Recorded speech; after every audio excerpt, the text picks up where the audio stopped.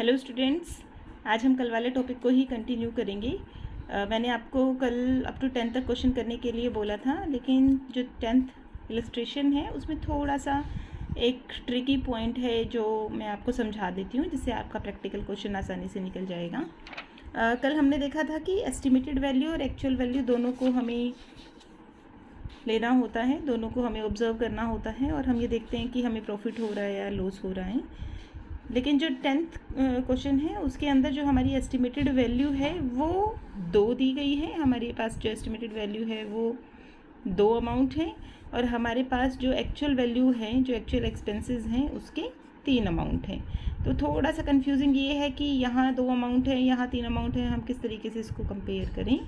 तो आपको ये देखना पड़ेगा कि जो हम बुक क्लोज़ कर रहे हैं वो बुक हमको क्लोज़ कर रहे हैं 31 दिसंबर को, और जो हमने मशीनरी जनरेटर परचेज़ किया है वो हमने कब परचेज़ किया है 1 जुलाई 2013 को। जो हमारे पास एक्सपेंसेस गिवन हैं वो ईयरली है, एक्सपेक्टेड जो हमारे पास एक्सपेंसेस हैं वो ईयरली है, जबकि हम काम किस में कर रहे हैं, हम हाफ ईयरली इंस्टॉलमेंट के अंदर काम कर रहे हैं। तो हम इसको किस तरीके से सॉल्व करेंगे उसको आप देख लीजिए एक बार। हमने मशीन परचेज़ की कब, 1 जुलाई 2013 को, 1 जुलाई 2013 को। अब ये कह रहा है कि पहले साल का जो टोटल मेंटेनेंस है वो 640 है, पहले साल का, यानी कि पूरे ईयर का है। हमारे पास कब से कब हमारे जो मशीनरी है वो कब से हमारे बिज़नेस के अंदर आई है, 1 जुलाई से आई है। तो यानी कि 1 जुलाई से लेके 31 दिसंबर 6 मंथ हो गए। From 1 July 2013 to 31 December 2013 6 month हो गए। तो इस 640 का हमें कितना लेना है एस्टिमेटेड वैल्यू। अगर हम देखें तो हमारे पास एस्टिमेटेड वैल्यू है 1/2 ऑफ 640, यानी कि 320 पहले 6 महीने का। फिर 31 दिसंबर तक यहाँ आ गए, 1 जनवरी 2014 से 30 जून 2014। बाकी का 1/2 कहाँ चला जाएगा, नेक्स्ट ईयर के अंदर चला जाएगा 320। हमें पूरे साल का 640 दिया हुआ है, लेकिन हमें अपने हाफ ईयरली इंस्टॉलमेंट के वजह से इसको इस तरीके से एब्रीविएट करना पड़ा 320। फिर जुलाई के अंदर वापस 1 जुलाई जून तक यहाँ आ गया 1 जुलाई 2014। ये कह रहा है कि सेकेंड ईयर का जो हमारा एस्टिमेटेड वैल्यू है वो 1000 है, सेकेंड ईयर का एस्टिमेटेड वैल्यू। तो 2014 1 जुलाई 1000 का 1/2 कितना हो जाएगा यहाँ 500। अब एक्चुअल एक्सपेंसेस देखें, एक्चुअल एक्सपेंसेस क्या हैं, हमारे पास पहले एक्चुअल एक्सपेंसेस हैं और ये भी हमारे पास ईयरली है। तो पहले साल का एक्चुअल एक्सपेंस कितना है 200, तो पहले साल का एक्चुअल एक्सपेंस कितना है 200, जो कि 2013 का है 200। दूसरे साल का एक्चुअल एक्सपेंस कितना है 980, दूसरे साल का कितना हो गया, इन दोनों को प्लस कर देंगे तो ये तो आ गया एस्टिमेटेड और ये आ गया एक्चुअल। इन दोनों को प्लस कर देंगे क्योंकि 1 जनवरी से 31 दिसंबर यहाँ पूरा साल हो रहे हैं, तो ये हो जाएगा 820 एस्टिमेटेड और ये हो जाएगा एक्चुअल। अब बाकी का तीसरे साल का हमारे पास वापस बचा 1000 का 1/2 500 और एक्चुअल कितना है 400। ठीक है, तो इस तरीके से हम एस्टिमेटेड और एक्चुअल दोनों को कंपेयर कर सकते हैं कि हमारे पास एस्टिमेटेड कितना है और एक्चुअल कितना है। अब हम सस्पेंस अकाउंट देखेंगे कि सस्पेंस अकाउंट को हम किस तरीके से बनाएंगे। सस्पेंस अकाउंट में टोटल वैल्यू देखेंगे पहले, तो टोटल वैल्यू कितना है, टोटल वैल्यू को हम देखें कि एस्टिमेटेड कितना हमने एस्टिमेट दिया है 1000 प्लस 640। तो टोटल वैल्यू जो हमारा एस्टिमेटेड गिवन है वो कितना गिवन है 1640 हम बाय हायर सेल स्टार्ट करेंगे maintenance suspense account by hire sale 1640। पहले साल का एक्चुअल एक्सपेंस कितना हुआ 200, फिर हमारा बैलेंस आ गया 1440। अब देखो क्या है कि हमारा जो पहले साल का एस्टिमेटेड था वो एस्टिमेटेड कितना था 320, एक्चुअल कितना है 200। तो हमारे पास सरप्लस कितना बचा है, सरप्लस बचा है हमारे पास 120। लेकिन मैंने आपको कल वाले लेक्चर में भी बताया था कि हम सरप्लस को नहीं दिखाएंगे। अगर यहाँ नुकसान होता तो हम यहाँ बाय पेंडल करके नुकसान को दिखा देते, पर हम सरप्लस को यहाँ शो नहीं करेंगे।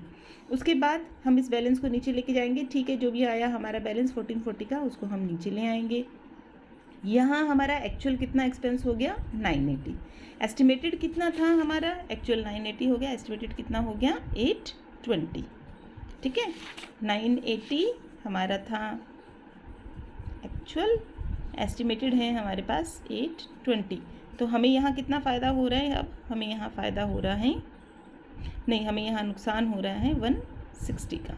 एस्टिमेटेड था 820, हमने अंदाज़ा लगाया 820 होना चाहिए, हो गया 980, तो हमें नुकसान हो गया है 160 का। अब इस 160 में से जो पिछले साल का फ़ायदा है, जो पिछले साल का फ़ायदा है 120, उसको हम एडजस्ट कर देंगे पहले। यहाँ हमारे पास पहले से 120 का है, तो जो नुकसान हुआ वो नुकसान कितना हुआ हमारे पास 40 का, जिसको हमें P&L के अंदर दिखाना है। हम यहाँ P&L में कितना नुकसान दिखा देंगे 40 का। तो यहाँ से बैलेंस आया 1440, हमारे पास एक्चुअल कितना एक्सपेंस हो गया 980, P&L में कितना चला गया 40 और बैलेंस हो गया हमारा 500। ठीक है, इसको इस तरीके से समझेंगे। पिछले साल के प्रॉफिट को हम शो नहीं करेंगे, इस साल के प्रॉफिट के अंदर से इस साल के लॉस के अंदर से पिछले साल के प्रॉफिट को सेट ऑफ कर लेंगे और फिर हम जो टोटल लॉस है उसको P&L में ट्रांसफ़र करेंगे। इसके बाद बैलेंस आ गया हमारे पास 500 का बैलेंस आ गया। एक्चुअल एक्सपेंस हुए 400, तो बैलेंस P&L के अंदर हमारे पास प्रॉफिट बच गया, उस प्रॉफिट को हमने ट्रांसफ़र कर दिया 100 रुपीज़। हमारा खाता क्लोज़ हो जाएगा, अकाउंट को हम क्लोज़ कर देंगे। तो थोड़ा सा हमें ये देखना पड़ेगा कि हम किस तरीके से उसको मैनेज करें, किस तरीके से हम उसको बांटें कि हमारा एक्चुअल और एस्टिमेटेड वैल्यू आ जाए। अब जो हमारा नेक्स्ट टॉपिक है वो नेक्स्ट टॉपिक है पोजीशन का, कि अगर वेंडर वापस ले लेता है, वेंडर वापस क्यों लेगा? क्योंकि हमने पे नहीं की होगी इंस्टॉलमेंट, और इंस्टॉलमेंट अगर हम पे नहीं करेंगे तो हायर परचेज़ के अंदर ये कंडीशन है कि वेंडर अपने सामान को वापस ले जाएगा, अपनी एसेट को वापस ले जाएगा। किस तरीके से हम इसकी अकाउंटिंग करेंगे, इलस्ट्रेशन 11 देखेंगे। On 1st April 2011, A Limited purchased a machinery from B Limited on hire purchase system. The cash price of the machinery was rupees 34,000 cash price given है. The payment was to be made rupees 10,000 on the signing of the agreement and the balance in 3 equal installment of 10,000 each at the end of each year. अब हमने कितनी instalment देनी है? 3 instalment देनी है 10-10 हज़ार की। 10,000 रुपये हमने साइनिंग अमाउंट दिए, टोटल हमने कितना पे कर दिया 40,000।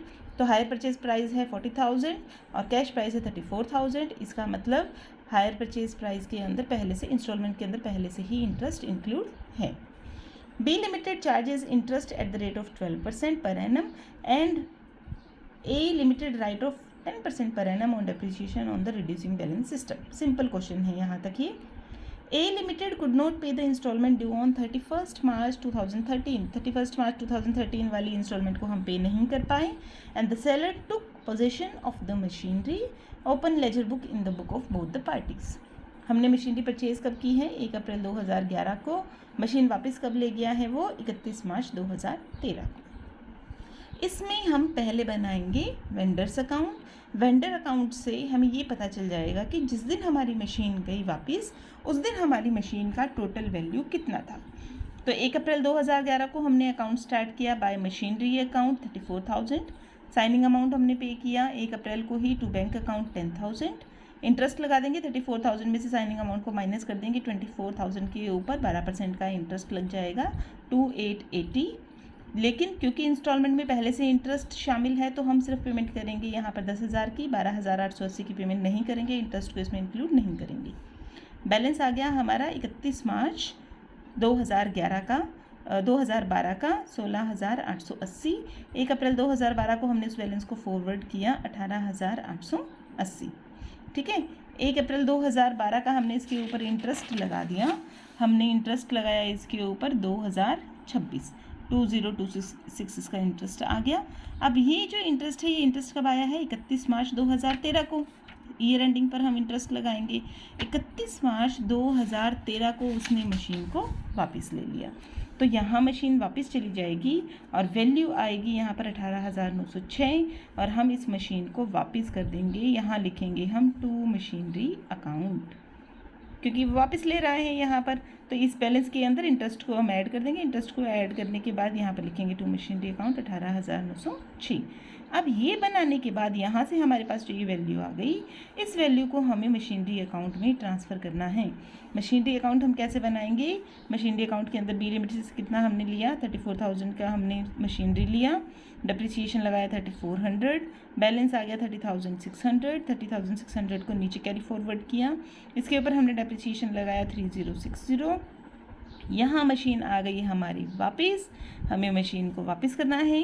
तो बाय बी लिमिटेड मशीन वापस आ गई ए लिमिटेड के बुक्स में, यहाँ इन्होंने मशीन को वापस भेज दिया। कितने की मशीन वापस आई? 18,906 की। अब 30,600 हमारी वैल्यू है, 18,906 प्लस डेप्रिसिएशन मिलाकर हमारे पास जो मशीन वैल्यू वापस आई है उसको माइनस कर देंगे।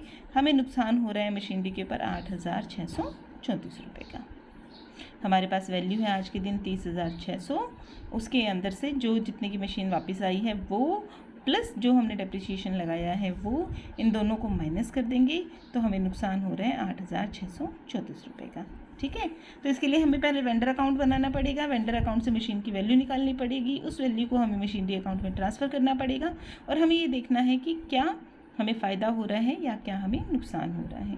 तो जब वेंडर वापस रीपोजेस कर लेता है उस केस के अंदर हमें देखना है कि किस तरीके से हम वैल्यूज़ को लिखेंगे या किस तरीके से हम अकाउंट को प्रिपेयर करेंगे। ठीक है, गुड्स रिटर्न अकाउंट एक बनाना पड़ेगा। गुड्स रिटर्न अकाउंट एक बनेगा जिसके अंदर से जो बैलेंस है वो बैलेंस वापस आ जाएगा। बी लिमिटेड बनाएगा अपने बुक्स के अंदर, हमने सामान को वापस कर दिया, अब हमारे पास सामान है नहीं। कितने सामान को वापस कर दिया हमने? ए लिमिटेड को 18,906 का बैलेंस है, 18,906 उसको हम वापस कर चुके हैं। हमारे पास अब मशीनरी नहीं बची है। तो इसका प्रैक्टिकल क्वेश्चन हो जाएगा आपका 11th 12th दोनों आप प्रैक्टिकल क्वेश्चन कर सकते हैं। आप 13th भी क्वेश्चन कर सकते हैं। जब तक पूरी की पूरी मशीनरी वो लेके जाता रहेगा उतना आप प्रैक्टिकल क्वेश्चन कर सकते हैं। थोड़ा सा ट्रिकी हो जाएगा जब वेंडर कुछ पार्ट लेगा मशीनरी का, पूरी की पूरी मशीनरी वापस नहीं लेगा। When vendor take back the position of only a part of total goods. इसको मैं आपको कल कराऊंगी, आज नहीं कराऊंगी। आज आपको अप टू 13 तक क्वेश्चन को कंप्लीट करना है।